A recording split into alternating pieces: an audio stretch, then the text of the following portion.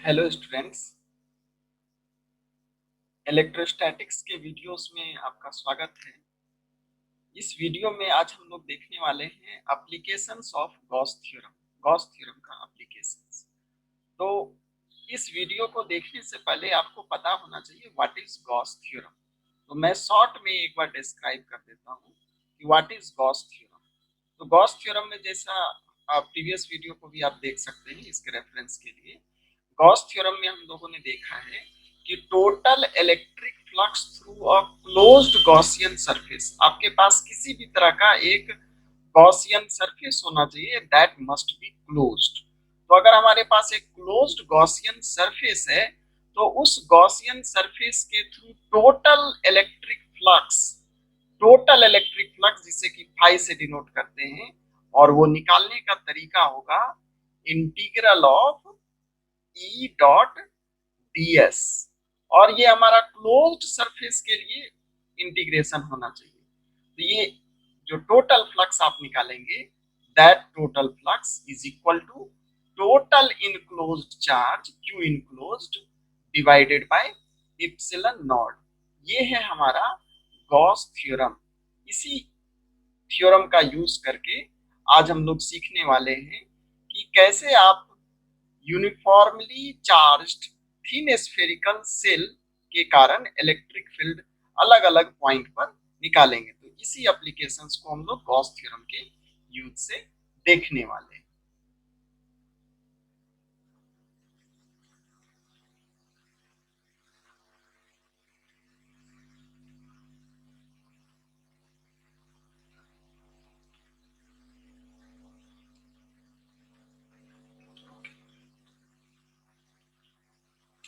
सो let us start.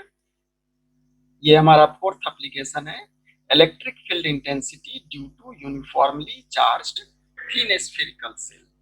तो यहाँ पे हम लोग एक थिन स्फेरिकल सेल को कंसीडर करेंगे और इसमें तीन केस में हम लोग फाइंड करेंगे। तो हमारा पहला केस होगा at a point outside the cell.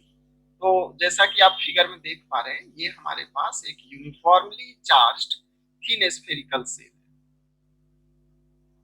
जिसपे कि टोटल क्यू चार्ज डिस्ट्रीब्यूटेड है। इसका सेंटर O है और इसका रेडियस कैपिटल R है।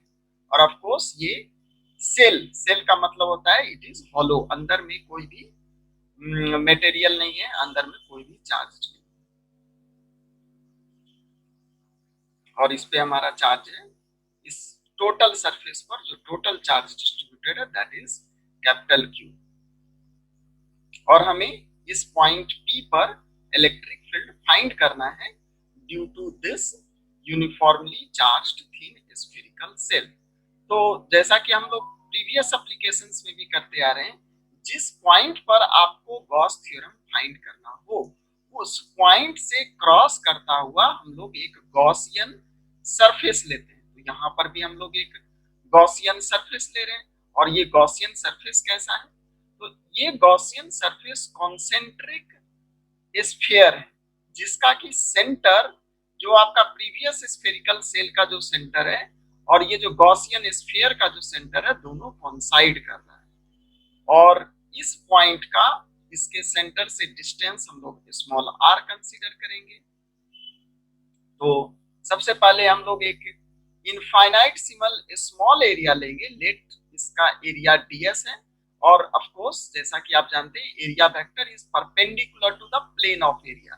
तो ये जो येलो कलर का आपको प्लेन दिख रहा है इस पर परपेंडिकुलर हमारा एरिया फैक्टर होगा जिसे कि हम ds फैक्टर से डिनोट कर रहे हैं। और जैसा कि आप जानते हैं इलेक्ट्रिक फील्ड पॉजिटिव चार्ज के कारण रेडियली आउटवर्ड होता है। तो इलेक्ट्रिक फील्ड का मैग्नीट्यूड तो हम लोग यहाँ फाइंड करेंगे, बट डायरेक्शन के लिए हम लोग ये रिजल्ट यूज करेंगे कि electric field is radially away from the positive charge. तो डेफिनेटली ये ब्लू कलर जो है ये आपको इलेक्ट्रिक फील्ड का डायरेक्शंस को दिखा रहा है। ओके, तो अब इस कंडीशंस में हमें गॉस लॉ अप्लाई करना है। तो as you know according to Gauss law total electric flux जो कि हम लोग इस तरह से फाइंड करते हैं ये होता क्या है, 1 by epsilon not times total enclosed charge. तब अब यहाँ पे हमें दो चीज फाइंड करना है, टोटल इलेक्ट्रिक फ्लक्स और इसके अंदर कितना चार्ज है। तो चार्ज के लिए हम लोगों ने पहले ही आपको बताया है कि इस सरफेस पर total small Q charge distributed है। तो इस गॉसियन सरफेस के अंदर में ये जो डॉटेड लाइन का हमारा गॉसियन सरफेस है, दिस वन, इस गॉसियन सरफेस के अंदर में total charge definitely Q, small Q होगा। और इप्सिलॉन नॉट से जब हम इसे डिवाइड कर देंगे then you will get total flux. Okay, तो जैसा कि आप फिगर में देख पा रहे हैं कि इलेक्ट्रिक फील्ड का डायरेक्शन और area vector, infinitesimal area vector ds का डायरेक्शन सेम है। सो डेफिनेटली जब इन दोनों का डॉट प्रोडक्ट आप फाइंड करेंगे तो E डॉट ds में जो cos थीटा आता है तो cos थीटा के जगह पे cos 0 पुट करेंगे and as you know cos 0 is 1। तो सिर्फ आपको फाइंड करना होगा integral of ds। So integral of ds जिसका वैल्यू होगा इस टोटल सरफेस का एरिया। एज यू नो अगर इसका रेडियस, इस टोटल गॉसियन सरफेस का एरिया हमें लेना है, तो गॉसियन सरफेस का अगर रेडियस है r तो इसका टोटल एरिया, ये एक स्फीयर है तो डेफिनेटली इसका एरिया होगा E4πr²। तो इस तरह से आपने देखा कि गॉस थ्योरम को हम लोगों ने अप्लाई किया integral of E dot ds जो कि q बाई एप्सिलॉन नॉट के इक्वल होता है, और चूंकि डॉट प्रोडक्ट में दोनों के बीच का एंगल 0 है तो यहाँ पे E और ds के बीच का एंगल 0 होने के कारण cos 0 का वैल्यू 1 हो गया, मींस E को एज ए कांस्टेंट, E का डायरेक्शन यहाँ पे कंटिन्यूअसली वेरी करेगा but magnitude is constant on the Gaussian surface. Of course direction हर एक पॉइंट पर रेडियली आउटवर्ड होगा, definitely it is different, but E का मैग्नीट्यूड हम लोग कांस्टेंट ले सकते हैं। इसलिए हम लोग, आप देख पा रहे हो यहाँ पर E को हम लोग इंटीग्रेशन से बाहर ले लिए। सो इंटीग्रल ऑफ ds मींस इस यहाँ जो गॉसियन सरफेस है, इस पूरे गॉसियन सरफेस का आपको एरिया चाहिए, दैट विल बी E4πr² और ये equal to q by epsilon naught होगा। तो जब इसे आप सॉल्व करेंगे तो 4πr² से आपको डिवाइड करना होगा and you will get E is equal to q divided by 4πε0 r²। और स्टूडेंट्स आप लोग इससे पहले सरफेस एरिया डेंसिटी के बारे में भी समझ चुके हो प्रीवियस वीडियोस में, जिसमें कि हम लोग तीन तरह का चार्ज डिस्ट्रीब्यूशन देखे थे कि अगर चार्ज हमारा लाइन पर डिस्ट्रीब्यूटेड है तो उसे हम लोग लीनियर चार्ज डेंसिटी लैम्डा से डिनोट करते हैं और उसका यूनिट होता है कूलॉम पर मीटर। और अगर हमारा चार्ज सरफेस पर डिस्ट्रीब्यूटेड है, जैसा कि इस केस में स्फीयर पर चार्ज हमारा सरफेस पर डिस्ट्रीब्यूटेड है, तो सरफेस पर चार्ज डिस्ट्रीब्यूटेड होने के कारण हम लोग सरफेस चार्ज डेंसिटी का यूज करेंगे, जिसका नोटेशन हम लोग सिग्मा का यूज करते हैं। और सिग्मा क्या होगा, तो charge per unit area, total charge divided by total area. तो यहाँ पे चार्ज है कैपिटल Q और टोटल एरिया है 4πr²। तो आप सिग्मा फाइंड करने के लिए Q डिवाइडेड बाय 4πr² का यूज करके सिग्मा फाइंड कर सकते हैं। तो आप देखोगे कि सिग्मा का वैल्यू जो कि सरफेस चार्ज डेंसिटी है वो total charge divided by total area 4πr² होगा। इट मींस ये जो Q है, Q के जगह पे आप सिग्मा इंटू 4πr² का भी यूज कर सकते हो, इस टर्म का यूज कर सकते हो। और ये वैल्यू अगर आप Q के जगह पर पुट कर देते हो then you will get electric field in terms of surface charge density, sigma के टर्म्स में आपको मिलेगा। तो जब यहाँ पे 4πr² आप पुट करोगे तो देखोगे कि 4π से 4π कैंसिल हो गया and you will get sigma r² divided by epsilon not r²। तो ये हमारा सरफेस चार्ज डेंसिटी के टर्म्स में इलेक्ट्रिक फील्ड है, और ये ऊपर वाला जो है ये हमारा टोटल चार्ज Q के टर्म में। तो आपको एक इलेक्ट्रिक फील्ड, सपोज करिए कि अगर हमारा पॉइंट पर चार्ज होता Q तो उसके कारण भी बोलते हैं सर r डिस्टेंस पर electric field will be given by the same formula Q divided by 4πε0 r²। तो यहाँ पर देखोगे कि ये रिजल्ट जो हम लोगों ने स्फेरिकल, थिन स्फेरिकल सेल के लिए निकाला है उसका रिजल्ट, और अगर हमारा चार्ज पॉइंट पर हो उस केस का रिजल्ट, दोनों रिजल्ट सेम है। तो हम लोग इस कंक्लूजन पर पहुंच सकते हैं electric field due to uniformly charged thin spherical shell, जो कि इस केस में हम लोगों ने निकाला है, at a point outside the shell is such as if the whole charge were concentrated at the centre of the shell. अगर ये पूरा चार्ज जो कैपिटल क्यू है अगर सेंटर ओ पर कंसंट्रेटेड होता, उस केस में भी हमारा रिजल्ट सेम होता, और ये स्फेरिकल सेल के केस में भी हमारा रिजल्ट सेम है। तो देखोगे कि आपको सेम रिजल्ट मिलता है। ऑल्सो स्टूडेंट्स, मैं आपको यहाँ पे बताना चाहूंगा कि अगर आपके पास सॉलिड कंडक्टिंग स्फीयर हो, यहाँ पे हम लोगों ने लिया है स्फेरिकल सेल, लेकिन अगर आपके पास सॉलिड कंडक्टिंग स्फीयर हो, तो ध्यान देना है आपके पास कंडक्टिंग स्फीयर होना चाहिए, तो उस केस में भी आपको सेम रिजल्ट मिलने वाला है, क्योंकि उस केस में भी आपका जो कोई भी कंडक्टिंग मेटल है तो सरफेस पर ही चार्ज रिसाइड करता है। Charge always resides on the surface of conductor, बशर्ते वो कंडक्टर होना चाहिए। अगर वो इंसुलेटर है, इन दैट केस हम लोग अलग तरीके से देखेंगे, but if you have conducting sphere तो देखेंगे कि चार्ज अगेन हमारा सरफेस पर डिस्ट्रीब्यूट होगा and you will get same result, आपको सेम रिजल्ट।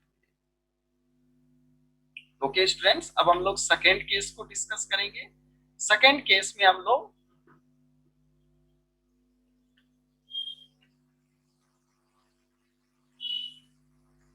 सरफेस पर फाइंड करेंगे। अब हमारा जिस पॉइंट पर हमें इलेक्ट्रिक फील्ड फाइंड करना है, that point lies on the surface of sphere. तो बोलोगे सर अगर टोटल फ्लक्स निकालना है तो टोटल फ्लक्स निकालने के लिए अगेन हमें एक गॉसियन सरफेस लेना है। तो यहाँ पर गॉसियन सरफेस हमारा इस सेल से कॉन्साइड कर रहा है, तो यहाँ पर हम लोग एक इनफाइनाइट सिमल एरिया लेंगे, एरिया वेक्टर, जैसा कि प्रीवियस स्लाइड्स में आपने देखा है कि ये सरफेस एरिया पर परपेंडिकुलर था, तो ds is perpendicular to the area.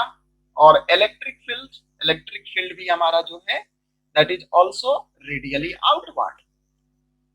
अब यहाँ पर अगर आप गॉस थ्योरम अप्लाई करते हो तो टोटल फ्लक्स जो कि q बाई एप्सिलॉन नॉट के इक्वल होता है, और यहाँ पर अगेन हमारा E और ds का डायरेक्शन सेम है, मींस दोनों के बीच का एंगल 0 डिग्री है, and as you know cos 0 degree is 1।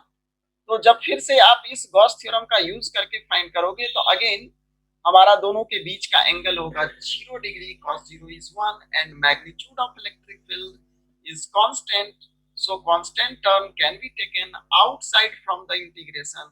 इस इंटीग्रेशन से E को हम लोग कांस्टेंट ले सकते हैं, और जब ds को आप इंटीग्रेट करोगे then total area, as you know integral of ds means इस सरफेस का एरिया जिसका रेडियस r है, तो इंटीग्रल ऑफ ds के जगह पे total area E 4 pi r square आपको पुट करना होगा, that will be equal to q by epsilon naught. और अगेन जब इसे आप सॉल्व करोगे you will get same result.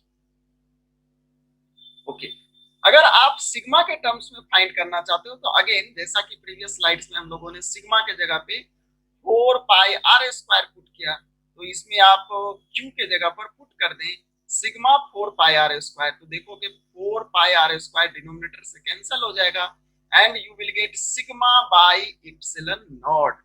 तो ये एक बहुत इंपॉर्टेंट रिजल्ट है जिसमें कि आप देखेंगे कि किसी भी कंडक्टर पर अगर सिग्मा चार्ज डेंसिटी है तो उसके सरफेस के नजदीक इलेक्ट्रिक फील्ड हमेशा सिग्मा बाई एप्सिलॉन नॉट ही होता है,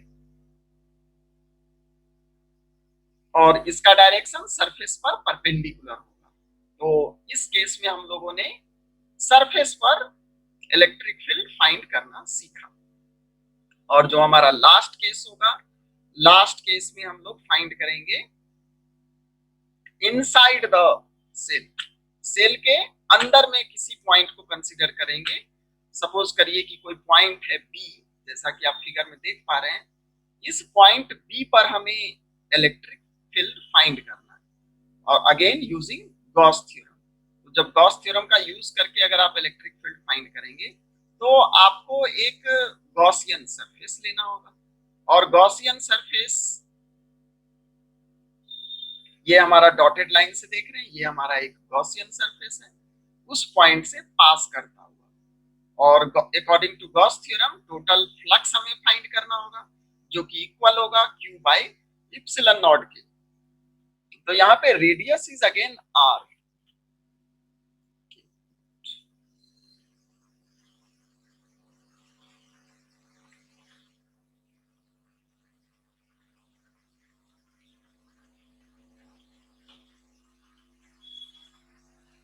अगेन यहाँ पर हम लोग एक इनफाइनाइटसिमल एरिया लेंगे, जिसका कि डायरेक्शन होगा perpendicular to the area, vector ds का डायरेक्शन।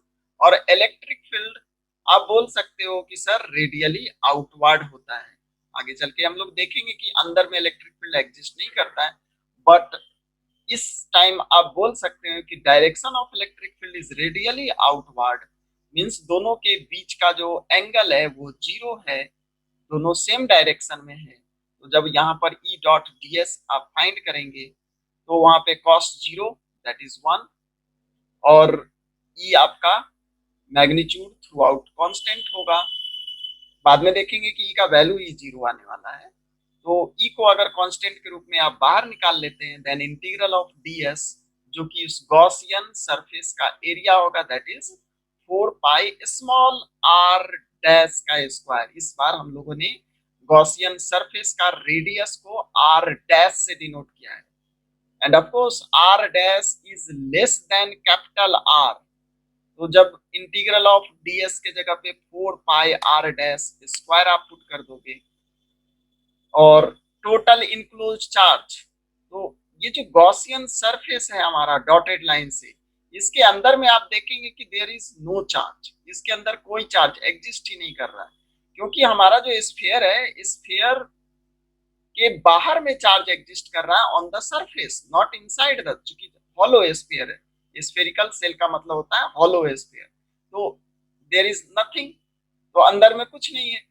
इसका मतलब अंदर में हमारा जो Q होगा दैट इज 0। तो जब इसे आप सॉल्व करेंगे then definitely you will get 0। तो ये रिजल्ट आपको मिल गया कि electric field inside a cavity is 0।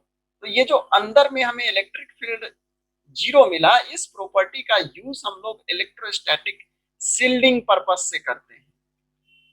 किसी भी इक्विपमेंट को अगर आपको प्रोटेक्ट करना हो तो आप किसी मेटल के कैविटी के अंदर में जब उसे आप प्लेस कर देंगे तो अंदर में इलेक्ट्रिक फील्ड 0 होगा। ऑल्सो अगर आप कार से ट्रेवल कर रहे हैं और थंडरिंग के केस में अगर आपके कार पर थंडरिंग गिरता है तो आप देखेंगे कि अंदर में इलेक्ट्रिक फील्ड 0 होगा। मींस आप कार के बाहर सुरक्षित नहीं है, कार के अंदर सुरक्षित है, क्योंकि अंदर में जो भी चार्ज होगा उसके कार के सरफेस पर डिस्ट्रीब्यूट होगा और आप अंदर में सुरक्षित रहेंगे।